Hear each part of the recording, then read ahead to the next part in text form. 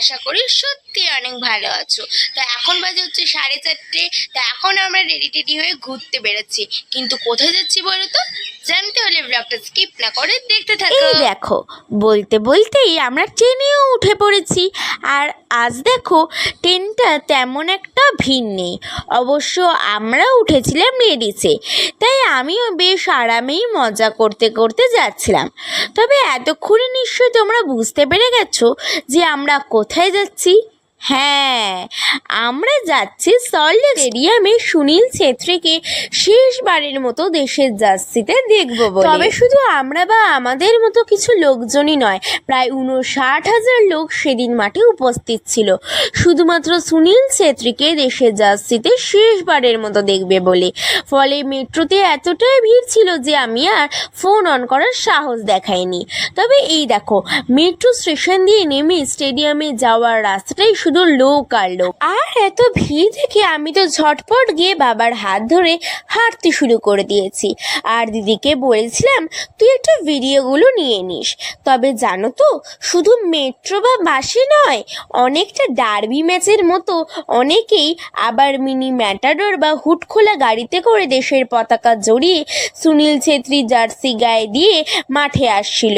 আর সেই জন্য ভিড় এতটাই ছিল যে 5 মিনিটের রাস্তা যেতে প্রায় 45 থেকে 50 মিনিট লেগে গিয়েছিল।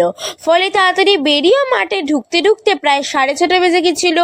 আমরা তো ভেবেছিলাম খেলা হয়তো শুরুই হয়ে যাবে। তবে after an infinity hour later আমরা ফাইনালি খেলা শুরু হওয়ার 20-25 মিনিট আগেই মাঠে ঢুকেছিলাম।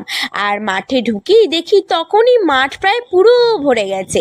তবে ভিড় এতটাই ছিল যে সেদিন ম্যাচ শুরু হয়ে যাওয়ার পরও প্রায় 30 মিনিট পর্যন্ত মাঠে লোক ঢুকছিল।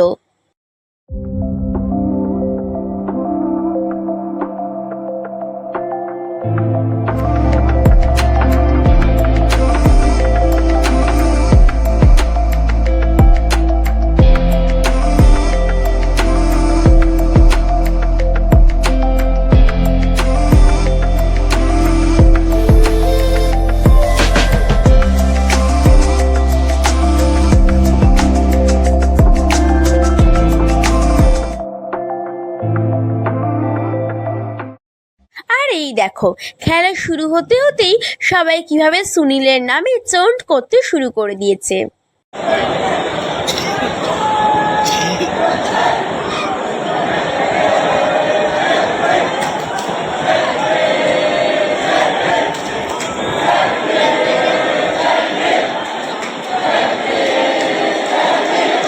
জানো তো, আমাদের খেলা দেখতে আসা শুধুমাত্র দিদির জন্য। ও মাঠে গিয়ে, বিশেষ করে সল্টলেক স্টেডিয়ামে গিয়ে খেলা দেখতে খুব ভালোবাসে। তাই ওর আবদারে এর আগেও আমরা বেশ কয়েকবার মাঠে এসেছি। তবে আমি কোনোদিনই এই ব্যাপারে বিশেষ উৎসাহ পাইনি।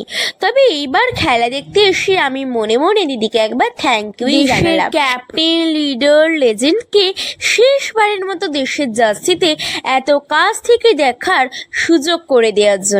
আমি খেলার তেমন কিছু বুঝি না, তবে ইন্ডিয়া সেদিন বেশ কিছু ভালো সুযোগ হাতছাড়া না করলে আমরা হয়তো জিতেই বাড়ি ফিরতাম। তবে জেতা হারা নিয়ে আমার কোনোদিনই বিশেষ মাথা ব্যথা নেই। আমি খুশি ক্যাপ্টেন সুনীল ছেত্রীকে শেষবারের মতো দেশের জার্সিতে খেলতে দেখে।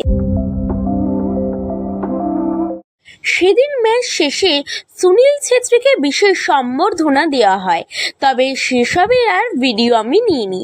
আসলে সত্যি বলতে তখন আর বিশেষ এনার্জিও ছিল না। তবে দিদি কিছু ফটো তুলেছিল, সেগুলি তোমাদের সাথে শেয়ার করলাম।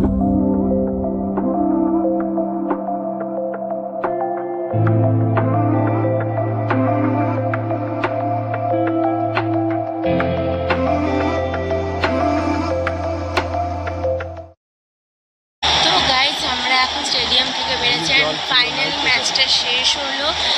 ঠিক আছে, জাস্ট দুজনে খুব ভালো খেলেছে, কিন্তু ড্র হয়েছে ম্যাচ।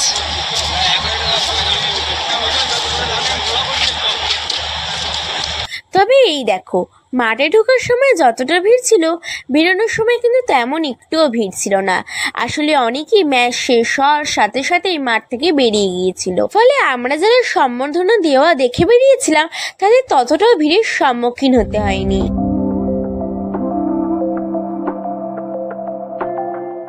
তো গাইস, আমরা বাড়িতে পৌঁছে ফ্রেশ হয়ে ডিনার কমপ্লিট করে নিয়েছি। তা চলো আজকের ব্লগটা এখানে এন্ড করছি। যারা যারা এখনো সাবস্ক্রাইব করনি সাবস্ক্রাইব করে নিও, লাইক কমেন্ট শেয়ার করতে কিন্তু একদমই ভুলো না। নেক্সট ব্লগে আবার খুব তাড়াতাড়ি দেখা হচ্ছে। গুড নাইট সবাইকে, টাটা।